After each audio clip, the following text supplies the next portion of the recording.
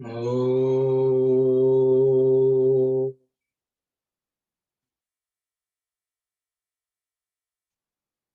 Oh.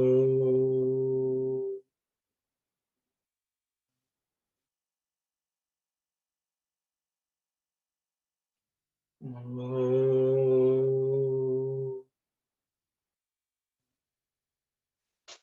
Sairam, everyone. Just to recap what we were discussing last week, Swami has introduced the concept of Nama Japa as an essential tool for us as part of our meditation. And Swami says that will give us immense love for the Lord. And he has also mentioned about the yuga in which we live. That is the best means to attain God. And I think we discussed quite a bit about the yugas and so on, and the use of nama or japa as part of meditation. And Swami was sort of warning us that it's better to avoid other means of meditation because they are given to many pitfalls and dangers. That's what Swami had said. And so we will continue from that point onwards, where we left off. I will ask the sisters to do the honors unless there are questions. Sorry.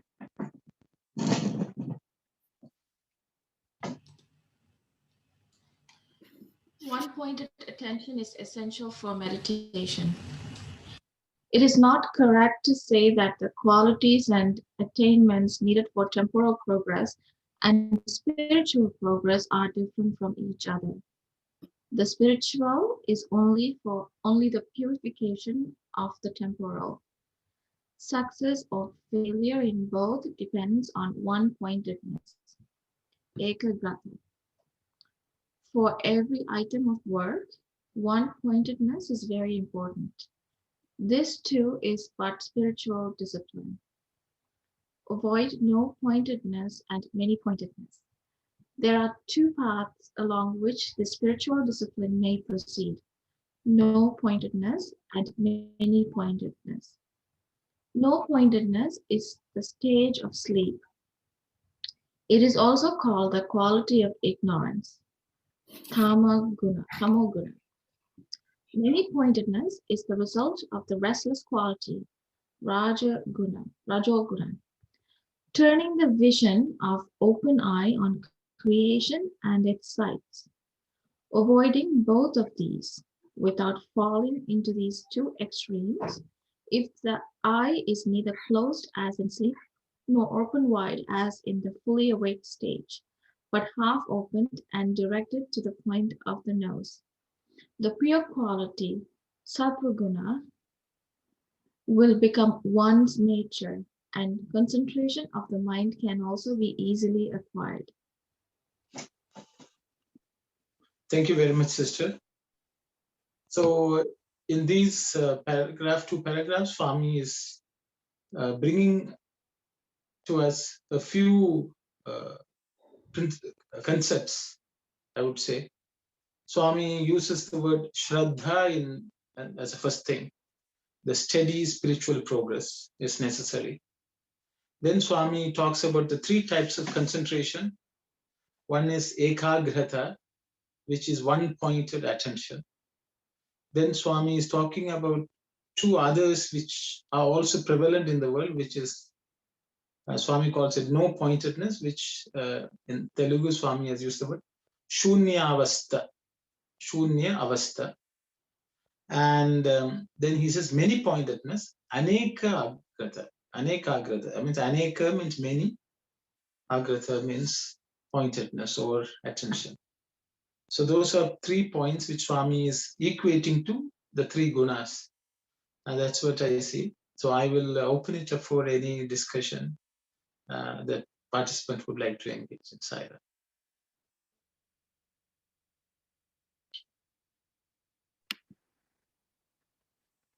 Sorry, Uncle, just to clarify, the Shraddha, is it referring to which sentence? Is it the... See, Swami is saying for everything, for every activity, Swami, that's the way Swami is starting in the Telugu. Here it is not necessarily mentioned. Swami says, Prati Pani Enduku Chitte Grata. Swami is equating Chitta Ekagrata to Shraddha. That is one pointedness of a Chittam is equivalent to Shraddha. Okay, if that's the way Swami is introducing this.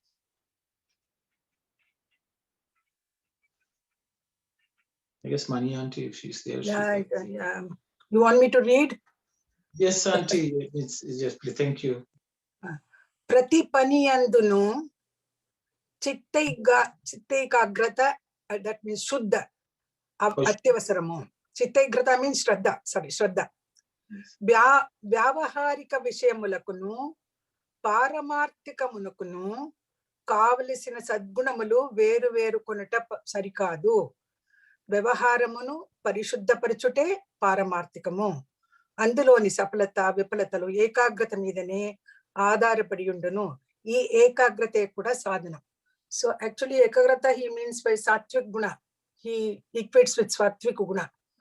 And the other two tamo guna and rajo guna already you have come across.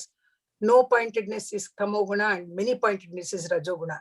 So this one pointedness is ekagrata, and it I think it is sattva guna. It represents sattva guna. Isn't that? Yes, Auntie. Thank you very much. So in English, if we say it, so chitta ekagrata is one pointedness of the mind, and Swami saying that is equal to shraddha, faith. No, you cannot say shraddha as faith. Yeah, many people translate Shraddha as faith, but Faith, it is not so accurate. Shraddha means a steady mind which focuses on one thing. One thing, yes, correct. Without any distractions. That is Shraddha. So if you were to pursue an activity with Shraddha means, don't be inattentive. Just be attentive on that particular one task, and that quality is called Shraddha. So and when you say Shraddha is being in the moment, like focusing on that particular task, so you're not wandering anywhere, just for more concentrated focus. Yes. Yeah. So, someone wanted to say something.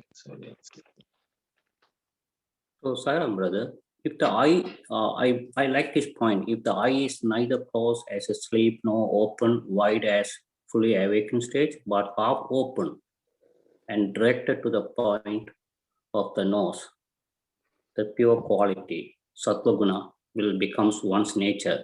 So even I made a mistake 2008 when I went to Puttaparthi. That's only I had 3 years experience. My eye was widely open. I was looking at everyone, what they are doing, even what Baba's doing, what the bookstore, what. My eye is open everywhere. I don't have that one point of concentration. So I have lots of doubts came from that one. So if you widely open, you cannot control your mind, and you started to get unwanted things. Then eventually what was happening is I lost the devotion and I lost the faith also, because I'm looking at other people, what they are doing. And so always Baba saying here, half close meaning is don't concentrate other people, concentrate your motivation. Thank you, Brother Saira. Thank you very much, brother. Thank you. These half opened eyes and directed to the point of the nose, this one has been already described by Lord Krishna in the Bhagavad Gita when he talks about meditation. Yeah. The same thing Swami is asking us to do. Chapter 4, I think, yeah.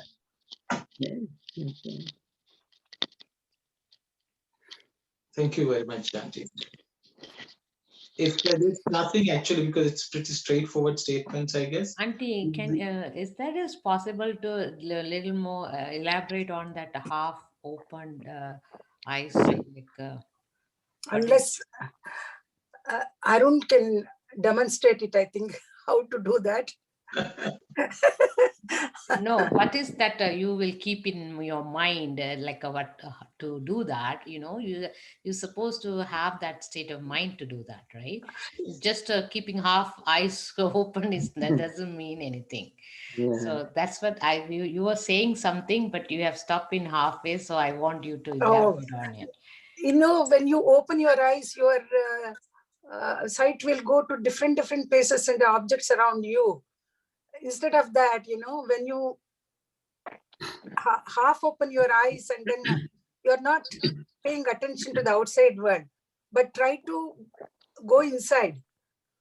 That is what I think it means, if I am correct. Please correct me, Arun.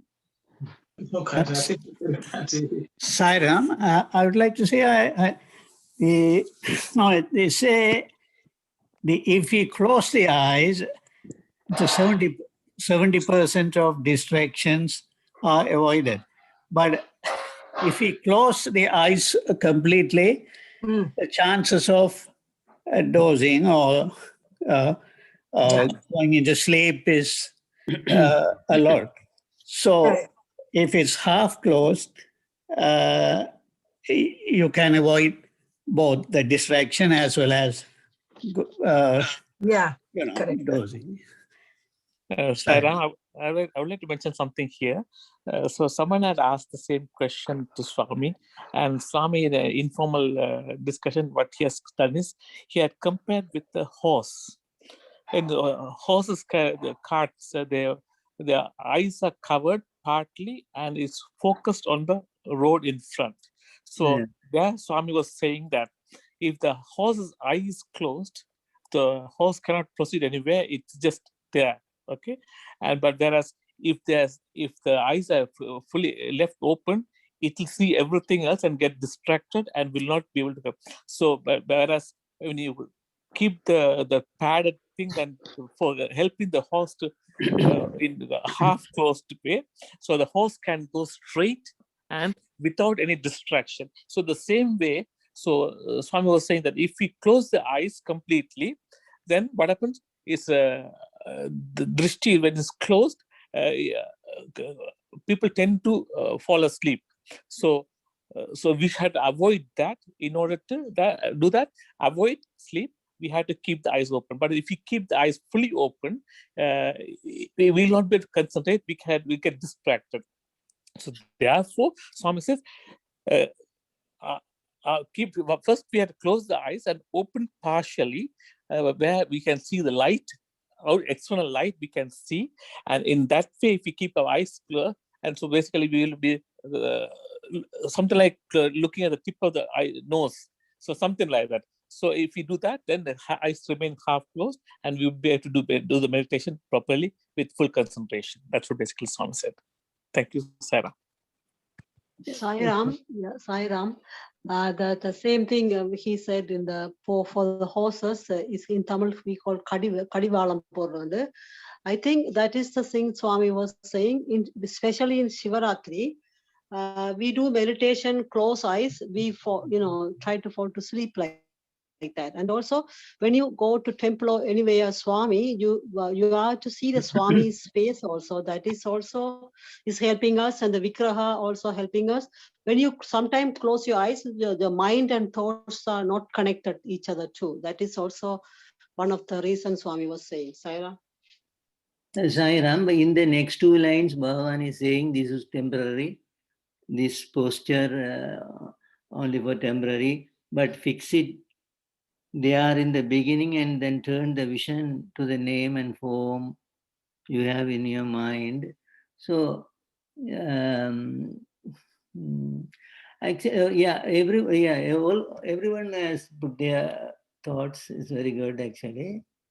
But one more point we may think of, this Tamoguna and Rajoguna, Tamoguna, the extreme of Tamoguna is sleep. Extreme of Rajoguna is eyes widely open and looking at all whatever that come across through across the eye. So the Sattva Guna, neither that extreme nor this extreme. It is in between these two. That is one point Bhagavan is saying.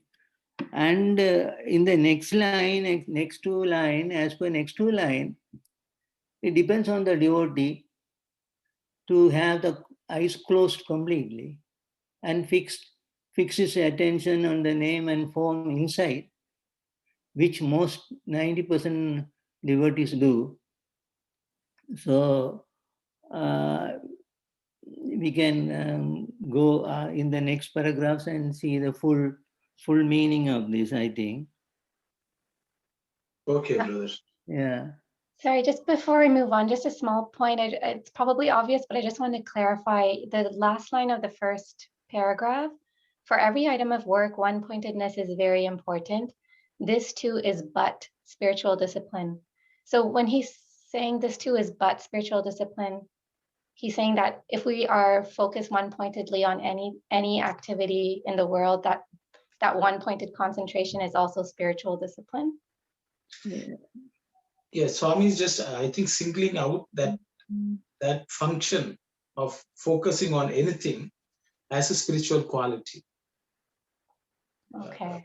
Not the activity does not necessarily may become, but the ability to focus on one thing itself is a quality of a spiritual nature. I think that's what Swami says. Okay. And then the first line of the second paragraph, there are two paths along which this spiritual discipline may proceed. So this spiritual discipline, is it referring to meditation in general, or just is that what he's referring to? The sadhana. So this, so Swami first saying it is sadhana. The word Swami has used is sadhana. So sadhana generally is considered a spiritual practice. But Swami is saying, even though it's a positive quality, Swami says this positive quality also can go in two different directions. So that's why you may think, oh, it's a spiritual. Swami has used the word sadhana. Sadhana means anything which is constructive, positive. But it does not naturally become positive unless, that's why Swami says this is a skill, but it can go two different. Sadhana rendu margam.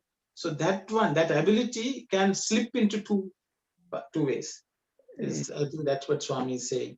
I will ask Auntie Mani to correct. No, Swami, what he's saying is, Japat Dhyanamulu, sadhanalo rendu margamulunnvi.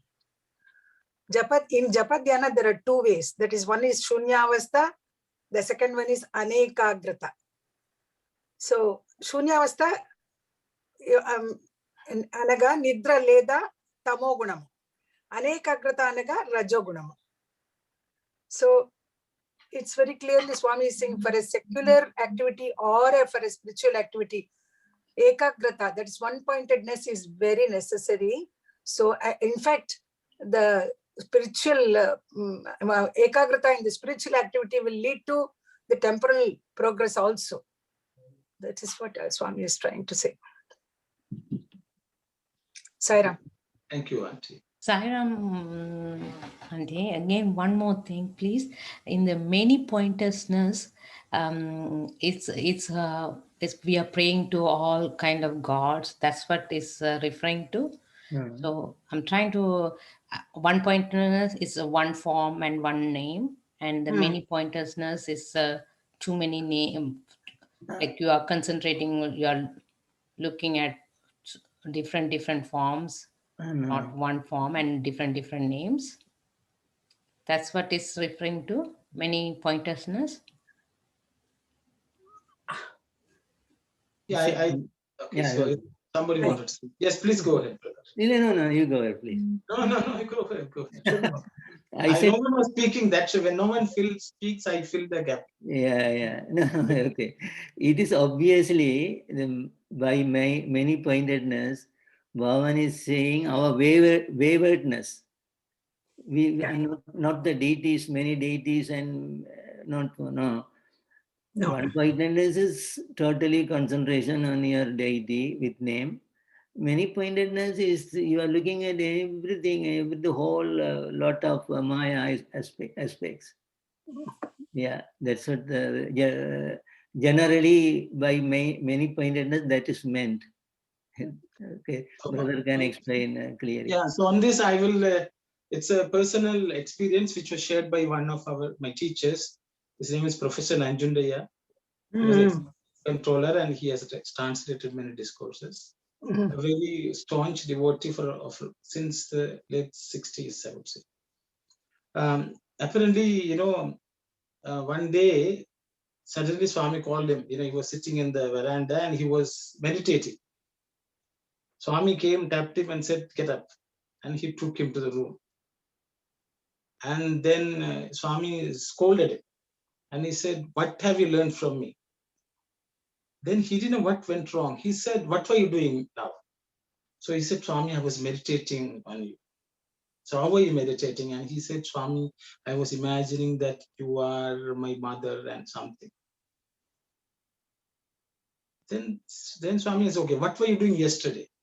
He said, "Yesterday, Swami, I was thinking that you are my father and I was meditating." Then what were you doing the day before? And he had some other imagination. Then he said, you are not going to make any progress. You're not going to make any progress. Have one relationship firm. Okay, because at the same time you are practicing many things. It will not give you proper, because you're sure what you want. So he said, even when you go to God, even for the form, you have the same form. Even Swami, you see 10 pictures, don't start, one day Swami looks old, one day Swami looks young, things like that. He says, the reason for Swami gave him was, look here, meditation is like painting the Lord. You see a form of Lord, then you paint it inside your heart. And when you paint it inside the heart and it becomes perfect, then you have to give it life. When you give it life, it will manifest in front of you later. He says, if you want to sculpt a statue, you can't sculpt, one day nose you are sculpting and then the next day you are taking some other form and sculpting. Then the form which you are sculpting will not be good. So we should understand the purpose of this meditation. The meditation is you can manifest the divinity outside you. You can create God. But for that one-pointed attention, just like a sculptor working on a sculpture should be there. You all ask, why Swami is not appearing in front of me? Because the nose is one, ear is one, I can't manifest. So you are creating your own God within you. Understand that. So don't keep on moving, then the object is not created. So that's what Swami had told. So I thought I would just share. Swami calls it, the first one is Uha Chitram, then it becomes Bhava Chitram, then it becomes Sakshatkara in front of you. Then you will be walking and talking with the same Lord. He says you can create, materialize the God you want through this process. So don't misuse it. That's what Swami had. So I thought I would just share that. Thank you very much. That's very good, brother. So the many pointedness is the result of the restless quality. Rajoguna. Rajoguna, yeah. So even we get a clear idea. Thank you sister for your question and answer by I don't know, very good actually. There are Swami funny jokes also. Swami has told, there are devotees who pray with one form, every day he will pray, and then what they are praying for is not happening. They put it in the cupboard and take another one and pray. Apparently one fellow was doing like this, and one day he lit agarbatti, the incense sticks, and he saw the smoke traveling towards the cupboard, and he got really upset. So he went and covered that cupboard so that, the pictures there don't get the incense smell. He was because mad that they were not helping. As soon as he did, apparently all the forms appeared in front of him. Then he was shocked. He said, all this time you all were not coming, how come? They said, today you showed faith that we are there. Until then you didn't have the faith.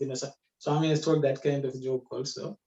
Because he was saying people have this thing, it's like a musical chair, they keep on different gods and think that somebody will work better than the other.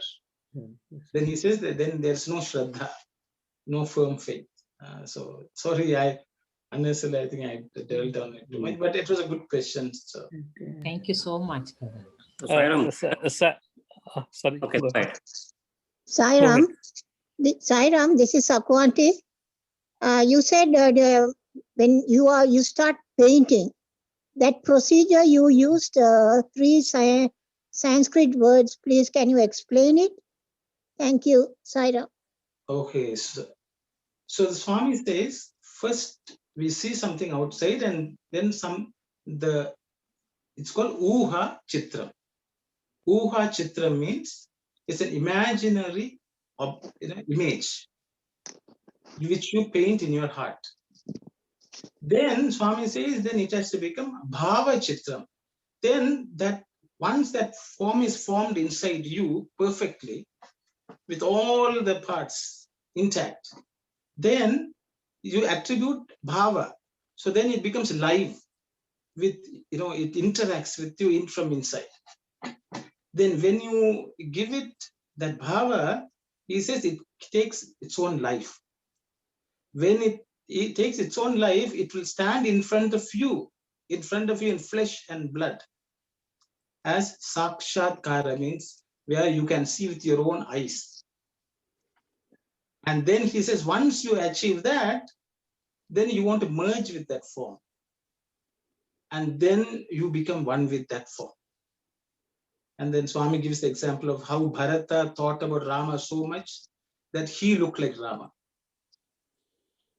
For 14 years, he thought of Rama so much that he looked even physically looked like Rama. So that's why many people say, if you start looking like the deity which you pray to. So sorry, I spent too much time, but I hope you understood the words. If others have something to say, please say. So Sai Ram. I'm sorry, Okay. go ahead.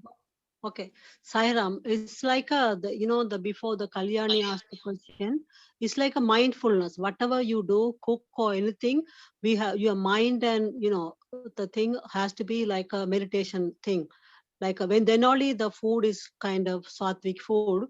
And also in the Arjuna's I think that one-pointedness and focusing for teaching, Arjuna did the good job on pointing on the thing when he do the arrows and everything. That is also mindfulness and one-pointed focus. Sai Ram.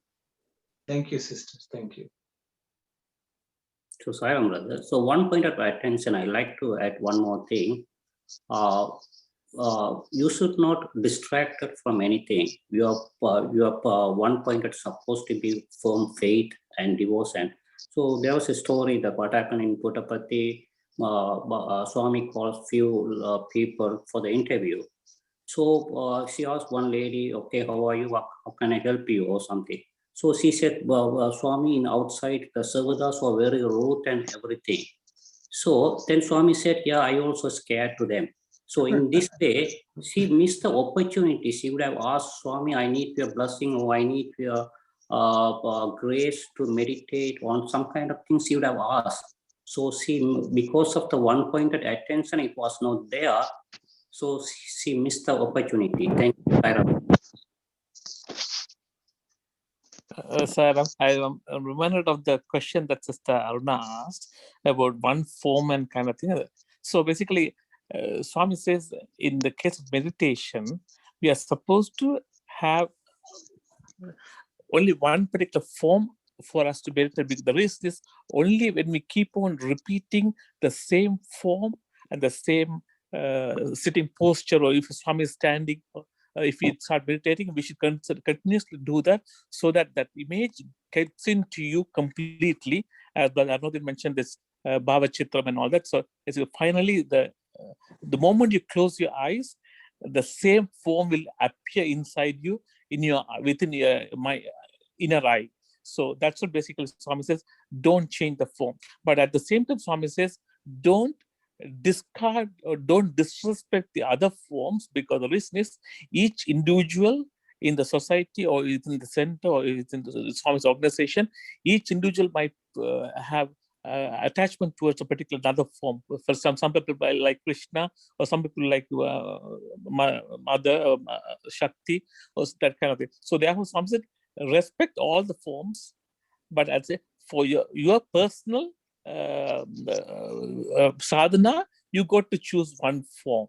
So that's what basically Swami meant in that. And also with regard to one-pointedness, Swami meant, basically, I feel Swami means is dedication, because Swami used to give an example that someone wanted to have a well in their farm, so they got someone to find out whether there's water underneath. And someone had said that, yes, there's water. So they dug in one particular place.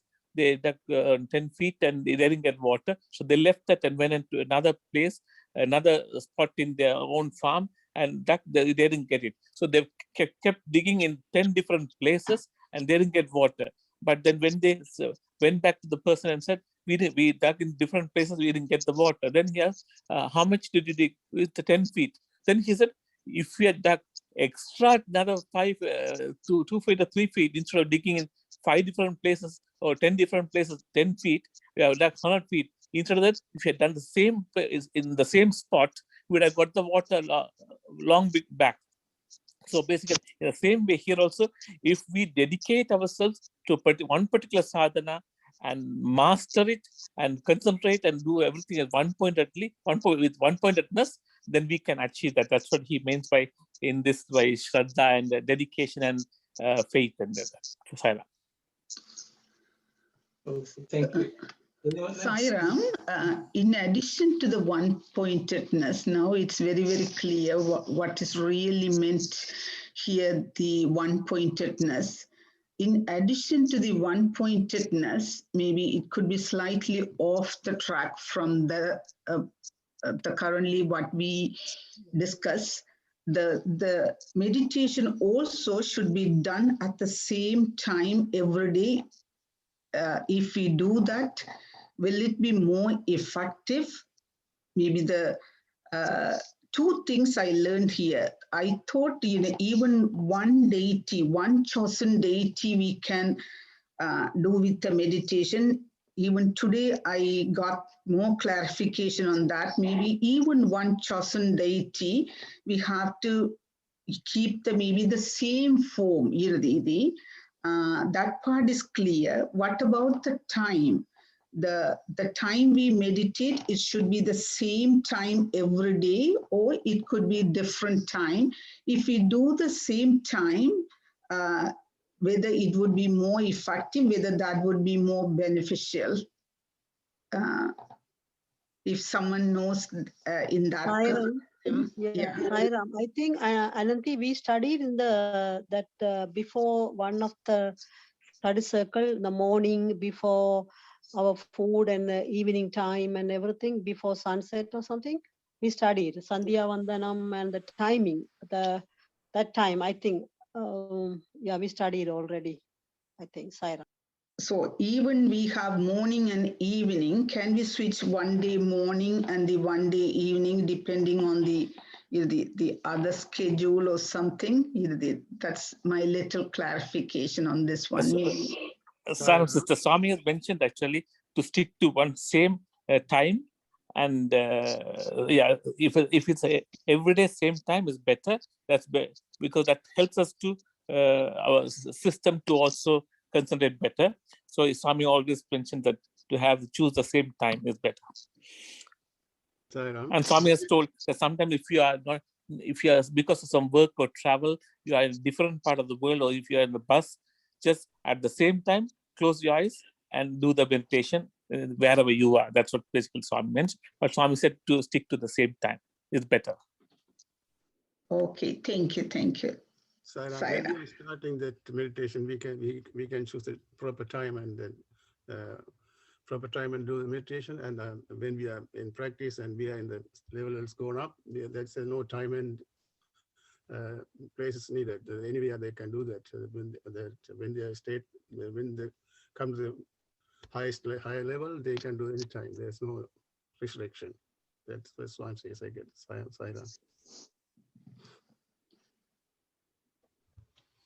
Thank you very much, brother. Anyone else would like to share any thoughts? Hi, Ram, brother. After I'm listening this, I'm just have a confusion here. Many pointlessness. Now we came to a one form, right? And now you're saying that we have to have a one particular form. Swami, when you imagine Swami, then Swami as a Sai Mata, Swami as father, those everything comes. So the many pointlessness is to bring to one.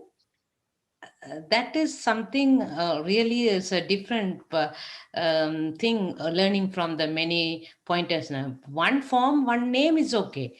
Then from that also we are picking another small thing that is little something. It's when you pray, you are thinking differently, Swami, right? So that's what I didn't get. So I will clarify that. The thing is, I think the whole idea of meditation is people don't know what exactly they're aiming towards, working towards. So the way Swami has explained, as I understood, I am telling you that's not necessarily, because I'm just clarifying what I said. See, the thing is, if you see all of us, from our childhood to today, if you look at our photos, we look different. The hair may have been heavy, the hair may have, now we may be without hair and things like that also. Okay, so all this can be a problem for many people. So even our own picture looks different. So the thing is, the whole idea is to this painting and sculpting the form and making it a real form with which we can interact. Okay, so that is the goal of meditation. I'm not saying you should not, if you're just praying like any devotee, one day you can think, you can pray any way you want. You can play with Krishna, you can run with Shiva, no problem at all. But when we take meditation as a path, again, same thing goes with when you're singing bhajan, you're singing all the names. That is okay. It's a good activity, sadhana, no doubt. But for meditation, we are just sticking our meditation. Okay, now I got it. Thank you so much. It's not as if don't look at Shiva. There are people like that now. If they say Shiva, they will close their eyes. Vishnu. It is not like that. For the exercise of just meditation, it's like, if you want to cook a dish, you can look at many menus, no problem, no one is stopping. But when you start cooking, can you cook 5 dishes at the same time in the same pot? You cannot. Okay. So for meditation and japa, you need to pick one. I got it now. That is activity. But I'm not telling throughout the other time, don't think of Swami in any form. It's not like that. I hope it's clear. So, people shouldn't think, oh, you are not supposed to think of Swami in any other way. No, just as an exercise of meditation. Okay. That's what Swami has told. Okay. I hope that's clear. Yes. Now, thank you so much. Sai Ram, when we meditate also, when we go in our practice long way, in one point, like we are going thinking the formless, no? Like a kada ul, like that. I feel that way. We are being sometime, for practice and starting point, we do meditate in one point like that. Then the jnana is that kind of state come, then formless, I think, Sai Ram.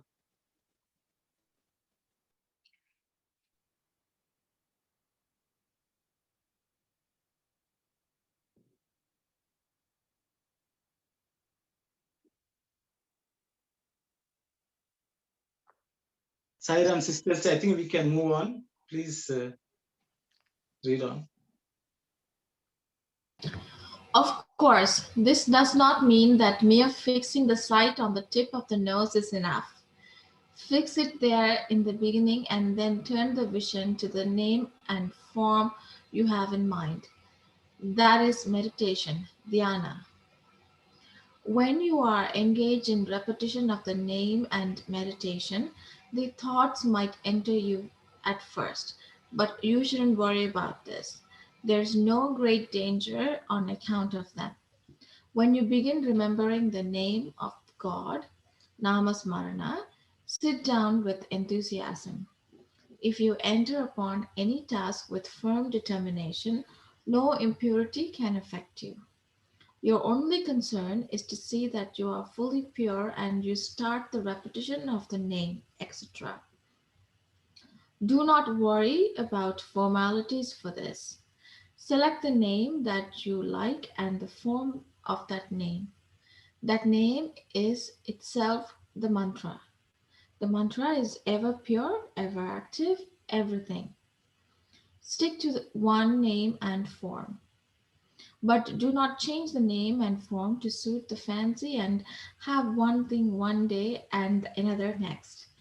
Whatever the name and form that first gave you contentment, hold fast to them without swerving. They will get implanted in the heart without fail. Afterwards, everything will happen through His grace. If workers are ordered to dig the earth, their work is simply to go on digging. The gardener alone knows how much of the earth is to be put under which plant and how the earth is to be so put. So, too, the order is to constantly dwell on the Lord's name, provided you continue to do that work.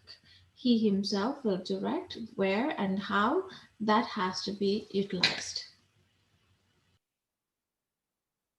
Thank you very much, sister. I think I don't have anything to add.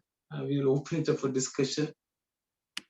Swami, I think we may have tried to discuss this earlier on, but I will open it up.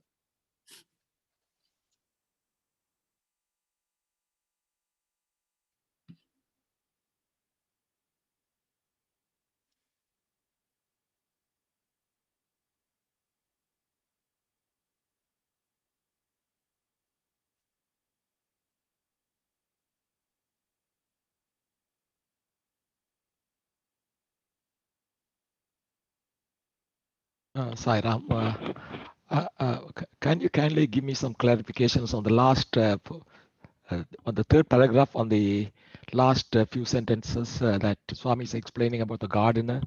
I couldn't understand that part. Thank you, Sai Ram.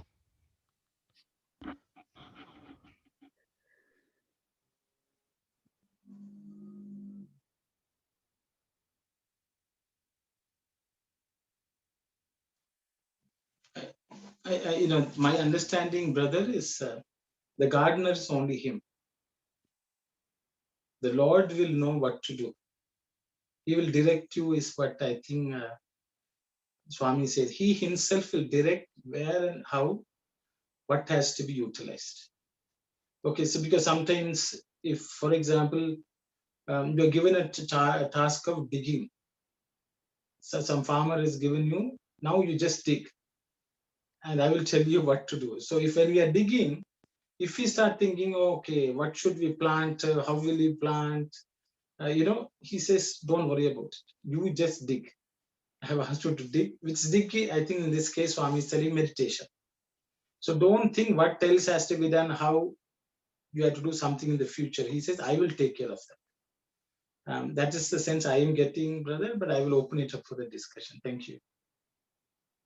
So here, gardener is Swami and the workers are us, devotees, right? That's my understanding, sister, okay. But if someone feels different.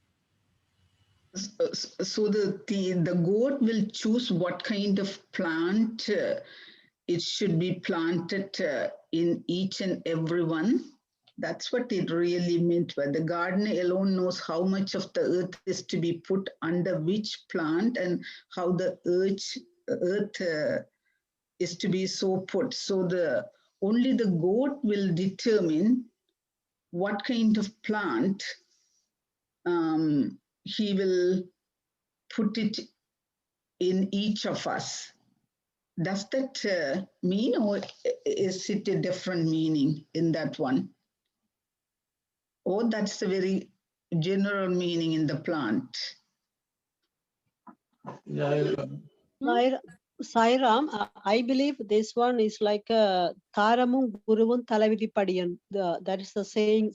Good. Even if it's a guru, normally some people choose the guru, but some people are chosen by gurus. And also Swami, Swami for me is some people chosen by Swami, I think.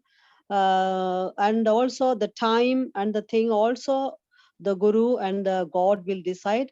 Whatever Swami says blindly, we have to follow him and trust him and surrender to him.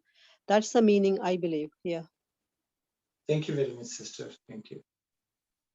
Anyone else would like to comment on this? Sairam, so our order, the order is constantly dwell on the Lord's name. That is our duty. So we have to select the one form, the particular one form and the name, and repeat the name, meditate on him. That is our duty. And God will take care after that how this person is good to go formless. So let him, so he will guide that person or to become formless and with a name only go progress like that.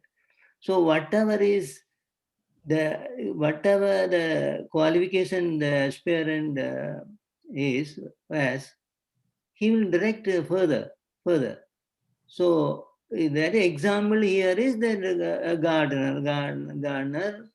So the gardener will know which plant need more soil, less soil. That is depending on the gardener duty. So the God will guide the aspirant how to go further into the deeper and deeper meditation and come to the samadhi state. So that's what it looks for me here.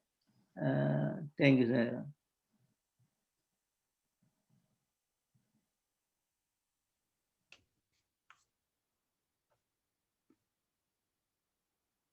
Anyone else would like to comment? I think Swami, is Swami calls the heart a kshetra, a field. So the thing is, each of us have a heart with different soil, our own unique soil type. And the soil type, only the expert of the soil will know which soil needs to be prepared in which way, how much water content, mineral content, we don't know. So he will decide, and accordingly guide, I think, each individually. The God is the Kshetrajna.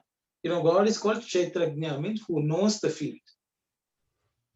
Kshetra is the field. So he says, until we become Kshetrajna, we have to take the order of the Kshetrajna. Until we become one with the Lord, we have to take the orders from the Lord, and he knows what to do. And which is what Krishna also in Gita also said. So Swami often uses this heart as a field. So that's my understanding. So sister, I think what you plant, what the name I think will get planted, or then the form will get planted. But the soil, we don't know the quality. So he will, I think that's my understanding, but Sai.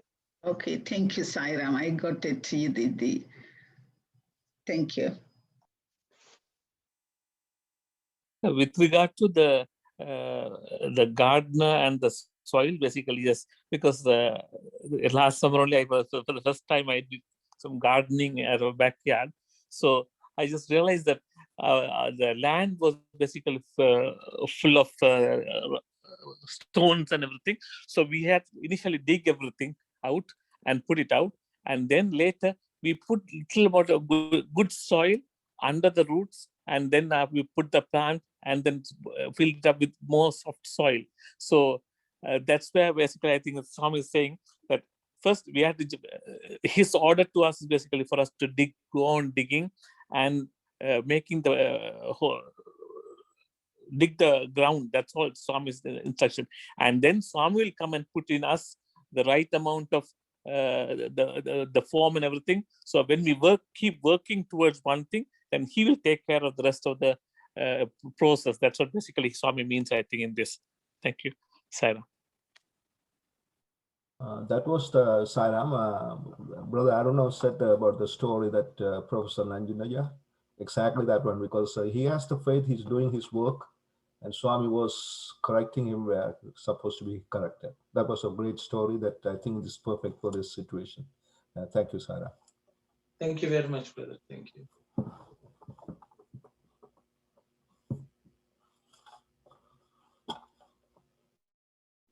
It means I don't know whether people realize, you all have done so many different sadhanas. Now that Swami has somehow pulled and he's saying, okay, now we read what I'm saying. That itself shows, I am taking charge. I take care. Only the people who are brought by him come and listen and read according to their need. It's not that this is more important or something else is more important. God has his own ways of grabbing people and giving them the instructions they need. And even here, we all may read the same thing and go away, but each of us would have taken something different, which is necessary for each of our progress. So that is that's why there's no one solution even here, no one interpretation. We are just pooling, and it's like potluck. We take away what appeals. So that is the way he is guiding each one of us. Silence. Okay, we'll move. I think we'll read on if it's okay. If I could just ask for another clarification about the second paragraph. I was a bit surprised that Swami said that other thoughts might enter you at first, but you shouldn't worry about this. There's no great danger on account of them. But it seems like that it's kind of the major obstacle when you're trying to meditate or concentrate on the name and form of God, that other thoughts keep coming and it kind of, you stray away from that. Yeah, so anyone has something to say here? I think brother Arul Selvanathan one day was talking about, I remember, did you brother Sundarayar's story, I guess. Yes, Sundarayar's story, yes. That answers the question that Sister Kalyani asked. So I'll repeat it again quickly. So Sundarayar was having a container of the curries or something was brought, and in that curry dish that he had put it under the tap. So Swami came and opened the tap fully, and the dirt was coming out from the dish, so to the bottle, to the top. So Swami had stopped the tap and asked, "See, what does it look?" So Sundaraya had said, "Swami, what was inside has come up. The dirt has come up." Then Swami opened the tap fully again, and more water was pure water was going into the tap. At the same time, the old stuff was coming out. So then Swami had stopped again and said, and then asked him, "What does it look?" Then he said, "Swami, it looks like more pure water." Yes, the same way, when you start doing meditation or any sadhana for that matter, initially all the bad thoughts that had entered into us will start coming out, because we are in complete silence, and basically you are trying to go towards spirituality, a spiritual path, destiny. So that time, initially, we will get the bad thoughts coming up, and they're basically going out of you. So that time, when the thoughts come, you might mistake it with that you are going the wrong direction. So do not think that way.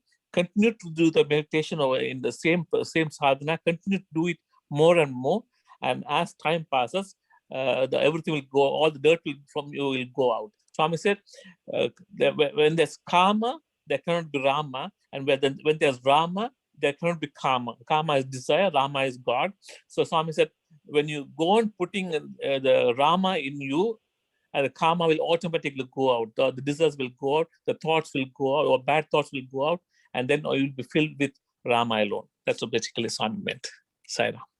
Yeah. Sai Ram, brother, I'd like to add one more thing. The Namasvarna has the power to remove all the bad qualities. So you don't have to worry about anything. Just say the Namasvarna when you are doing the Dhyana, the one form and one name. So it's like, I think the below that is coming. If you bring your horse without training, but you have to train the horse, you have to go with the horse, then eventually it's going to come down. So same way, when you do the Namasvarna, your mind will come down. Mind will calm down too. Thank you, Sai Ram, brother. Thank you. To add Brother Arul Selvanathan's story, we studied here in this chapter, I think the previous chapter, Brother Aruna was explaining nicely the churning of the ocean. So when that mantramal was used, the churning was going on, some good things came first, yeah, no doubt. But the dangerous poison was coming. So everybody fully flew, So finally the nectar came. So this was explained in the earlier study circles. So sometimes good thoughts will come, sometimes bad thoughts will come. So we have to just don't go behind it, just pass it, let it go. Then go deeper and deeper. Your order is constantly dwell on Lord's name. So at last we are going to get nectar. Thank you, Saira. Thank you very much. So here too, what Swami meant by Shraddha and one-pointedness, basically this one.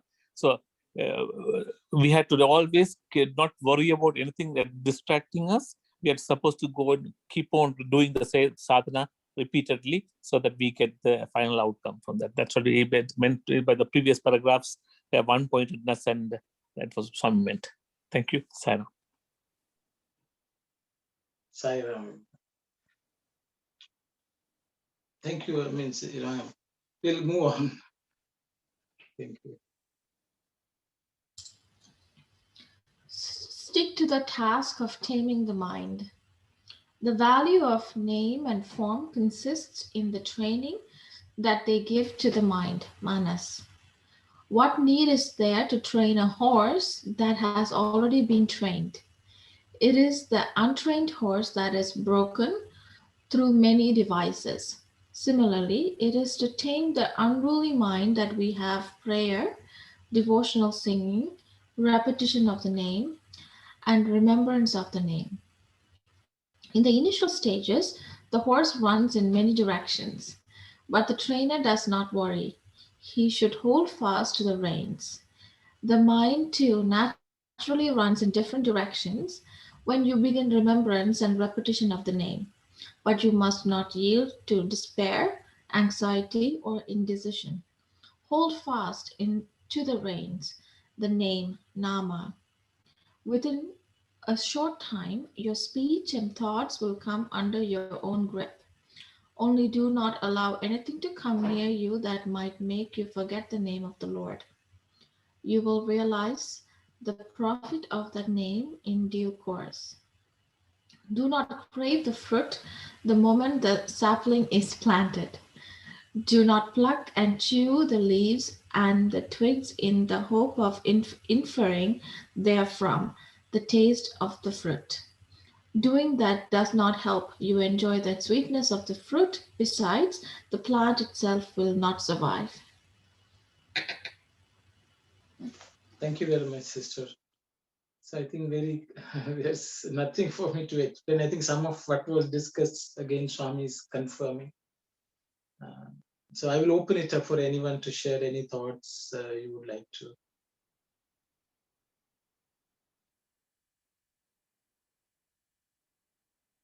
Saram, could you maybe elaborate or explain the last paragraph or the last sentence? Do not crave the fruit from, like, what?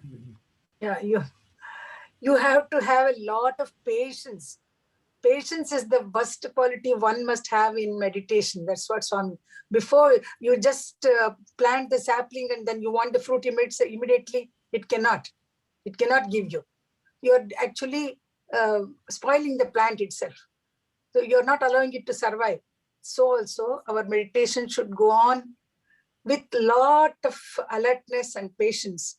Then only the outcome will be good. Saira. So the question, Sister Vani Bhashyam, what is compared to plucking and chewing the leaves and twigs? What is that? That is what the question now, basically, I think. Yes, that's... Yeah.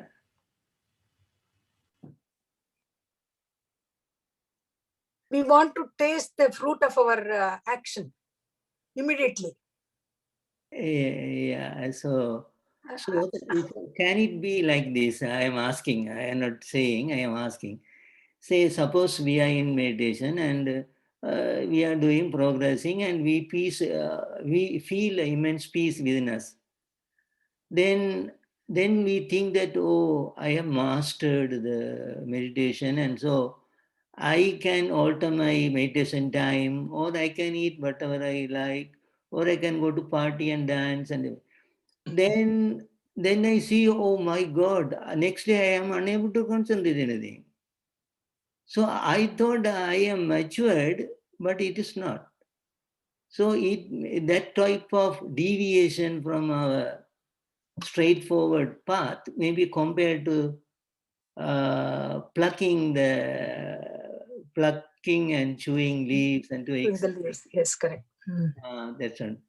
Thank you. Yeah, you're Thank you. Prematurely thinking it's time to eat. That's it. Yeah. Thank you. Sairam. And also, I think is sometimes we over, reacted, and our own ego also make us to believe like that, and distracting our mind, and that is also, I believe in this sentence I can understand. Yeah, that's true. So, yeah. So Sairam, in other way, if I put the question in other form, so even if the tree has already come to the very ripe, maybe the fruits, whatever the process we have gone through, and the tree has already put the fruits and everything, and how would we know we are ready to taste the fruit? So that would depend on the individual. No one can really explain that stage. Yeah, is it my? Is my understanding is correct? No one else can tell me you are ready to taste the fruit, or it would be like this, it would be like that. That's individually we have to experience, but that's my question. Whether even in some other the chapters, or even in the beginning, Swami has already told us they don't they listen to others. What they tell, or it depends on your progress and your experience. But at least I am already in the stage of tasting the fruit. How I would know that if I don't have that experience and I am in the progress, but how would I know that I have come to that stage? Only the God had helped me. Okay, this is my vision. You just experience it. No one really explained to me, you are in that stage, or I have experienced in other way. You also may get it kind of. So this is really very personal. Yeah. Sairam, okay, go ahead. No, please go ahead, sister. Okay, Sairam, I think this is our own karma and own beliefs and own things. And also we shouldn't judge others for their upliftment and the beliefs and everything. And also I believe in our saying it says avan arulale avan tal vanangi. I think only God knows. That's what we have the guru. Guru is the one guiding us with like a torchlight and guiding us the thing. We should believe blindly the guru and surrender to God. One point we will feel it. That is only the feeling. No one can say it. Sairam. So, Sarah, so my understanding is once you come to the level, that is the Ananda, is under bliss state. So your five senses, whatever Sister Anandi said is right, correct. So your five senses cannot express that one. You're going to be under bliss. So that is my understanding. Thank you, Saira. Yeah, that is very good. So what I wanted to say is that, so in the morning I go to the shrine room for meditation, and I didn't come out because I experienced samadhi, and I didn't come out, and people, home people are knocking at the door and try to open it. So that level is a maturity level.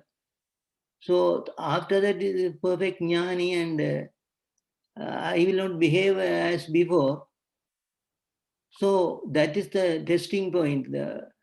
As Sister Anandi explained, I would have received darshan also, darshan, the deity, the darshan of the deity, and I am seeing that darshan everywhere, and I don't eat, I don't sleep. Those are the symptoms when the maturity comes.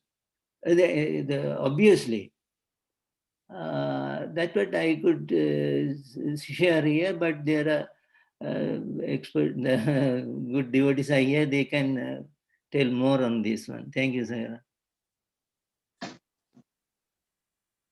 Sometimes we saw Swami in dreams, like a whole so many hours in our sleeps, and he was talking to us and showing pictures and things like that.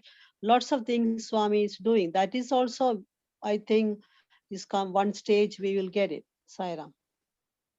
Sairam, I just wanted to say, and I see that Sister Kalyani has asked the same question. I was thinking, more and more I look at it, once you get to that stage where the fruit is there, you would have lost the interest. Like you won't have cravings. You won't have.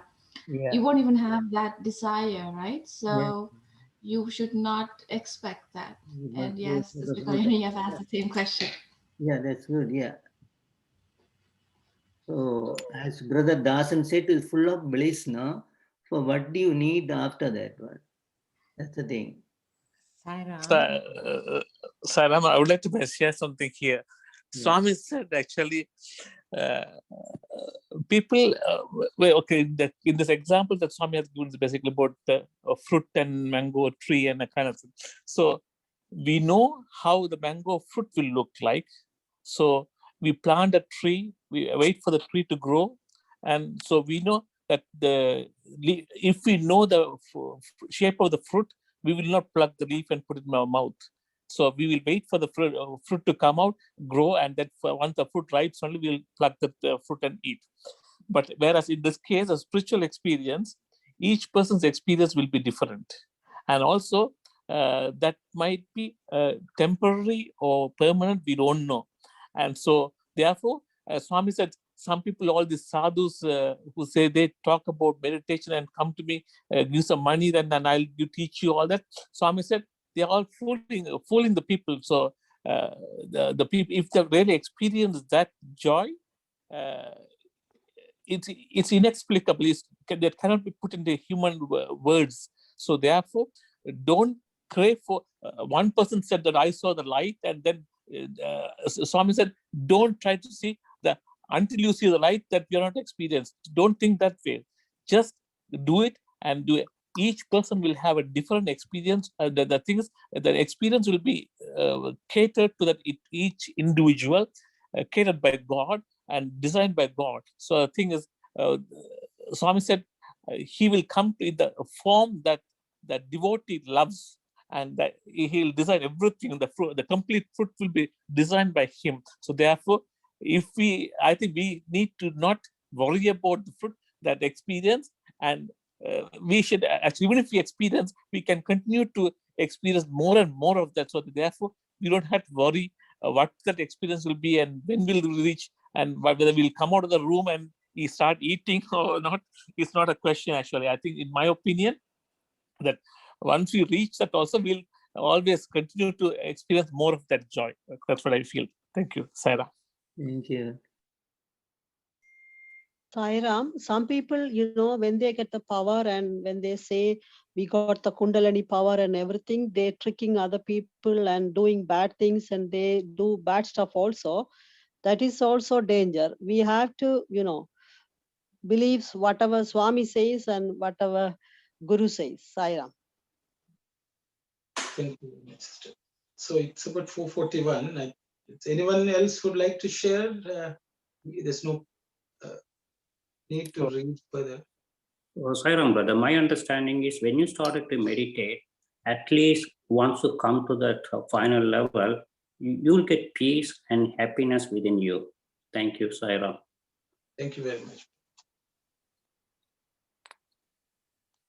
I think it was wonderful questions. I think generally everyone is interested in knowing the answers. When parents go with small children on a summer trip, the children always ask, have you reached? When are we reaching? The parents don't ask the question. So as long as we have this question, when will we reach? That means we, in the stage of pursuing meditation, we will know where we are. Because the adults will know when they reach, I think they have reached. Number one. Number two, I think we all want to give up this discipline, This is when can we give up this discipline? Now, we don't want to sit in one place and meditate. We want to meditate everywhere. We have reached that stage. These are problems which come up. I would like to give an analogy of a sportsman. It can be a cricketer or a baseball player, or a football player, or a soccer player. Even if you're the top in this world, even you're the best, you don't have a choice but to practice on a regular basis. You have to do your warm-up. Otherwise, you can't go on the field and play. You can be the greatest person who has achieved great heights in the sports field. You have to still maintain the practice as long as you are in the game, as long as you have played. They can only afford to stop when they retire from this. So what it basically means is, as long as we are in the world, we have not retired and reached sannyasa, we have given up the world completely. This sadhana has to be there, whether we have achieved a certain level or not. Whether we are capable of chanting Swami's name everywhere and meditating whenever we are doing. These are practices, I think, which all of us have to practice as long as we have not given up the world completely. Just like a sportsman, as long as he is in the league and is playing, they have to practice. And then in the Bhagavad Gita, Krishna says, even the jnanis still do the same thing. Why? Because they have a responsibility towards the world. They have to set the example, so they have to still follow the discipline. So that is also part of it. So I think the question, have you reached that stage? It's premature to start with. And we should not think that when we reach that stage, we can give it all up. Though Swami says you have to transcend, the transcend does not mean giving up. Jnani may sit and do meditation. He will not give up the discipline of demonstrating what has to be done. So I think as long as we are alive, we cannot give this up. Because we have to keep on. Even when we have reached, then we should say, okay, we have reached the stage, but we have to do it so that others will learn from us. Yeah. Those were my parting. Yes, somebody had something to say. Meditation is a lifelong process. We cannot think that we have reached a stage where we are going to enjoy the fruit. It cannot be possible. Swami is insisting that meditation will continue. Even if you transcend that stage of maturity, then still it will continue. So I feel what Swami is trying to tell us is to continue as much as possible, as long as you are alive. Do it. Sai Ram. So it's a gratitude to think of the creator and the protector. It's a way of thanking God to keep thinking of God. It's like eating and breathing every day. So 9-point code, daily meditation and prayer, daily japa and dhyanam is a daily thing. It has to go on forever as a gratitude to Swami. Yes, thank you. Thank you very much, brother. So if there's no other comment, we will continue next week. It was a wonderful discussion. Yes. Yes, please. Sai Ram, Sister Aruna. Yes. Sai Ram. How about, Thank you. Sister, how about Samarpanam? Oh, yes. I wanted to give a small announcement here, please. There is a Samarpanam is coming next week, February 27th. Please make note of the time, please. It's on February 27th. That is coming Saturday from 8 to 9:30. I hope everyone knows about this program. This is a alumni of Sri Sathya Sai Educational Institution in Toronto. This is their 4th Samarpana program. So I will be sending out the WhatsApp message. Anyone who would like to be part of the WhatsApp group, please text me. So my phone number again is 416-886-6530. Thank you, Saira. Okay, Sairam, sister. We will close with Samastaloka and Shanti. Sairam.